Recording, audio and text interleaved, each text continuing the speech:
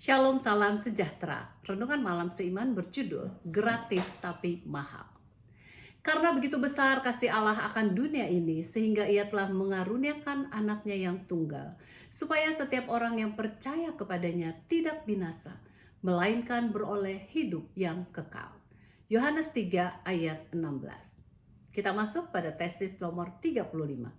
Pengampunan itu gratis tetapi mahal harganya karena pengorbanan anak Allah yang kekasih. Kita masing-masing masih ingat ayat yang tertulis dalam Roma 6 ayat 23. Sebab upah dosa ialah maut, tetapi karunia Allah ialah hidup yang kekal dalam Kristus Yesus Tuhan kita. Kehidupan yang kekal adalah satu karunia dari Allah, artinya satu hadiah atau pemberian. Dengan demikian pengampunan, pembebasan dari dosa atau pertobatan bukanlah sesuatu yang kita peroleh atas usaha kita sendiri. Bagaimana caranya kita menghargai pemberian tersebut?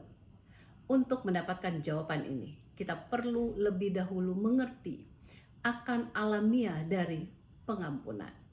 Dalam buku Taught from the Mount of Blessing, halaman 114, dituliskan, pengampunan Tuhan bukan hanya suatu tindakan legal di mana kita bebas dari penghukuman, akan tetapi juga kita dibebaskan dari dosa. Ini merupakan kasih Allah yang melimpah kepada kita, sehingga hati kita dapat diubahkan. Dengan demikian, pengampunan merupakan suatu transaksi kasih sayang yang mengembalikan hubungan baik kita dengan Allah. Kasih yang membedakan manusia dalam memberi dan menerima hadiah.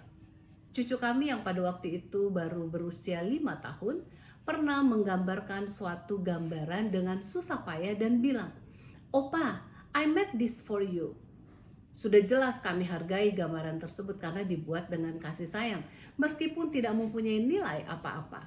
Demikian juga kita akan menghargai suatu pemberian apabila pemberian dan si pemberi adalah seseorang yang penting bagi kita. Bagaimana agar kita jangan memandang pengampunan yang gratis itu sebagai suatu hal yang remeh? Kita harus sadar yang kita sangat membutuhkan pengampunan itu, sebab tanpa pengampunan tersebut kita akan mati untuk selamanya. Dibutuhkan surga untuk merelakan Yesus datang ke dunia ini untuk menebus kita, manusia yang berdosa ini.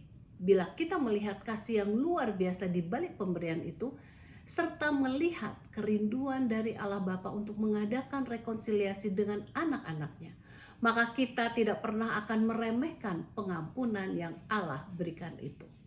Semoga keagungan kasih karunia Tuhan senantiasa menyadarkan kita bahwa pengampunan itu gratis namun dibayar dengan sangat mahal di Bukit Golgota, sehingga kita tidak pernah akan meremehkannya dalam kehidupan kita sehari-hari. Tuhan Yesus memberkati.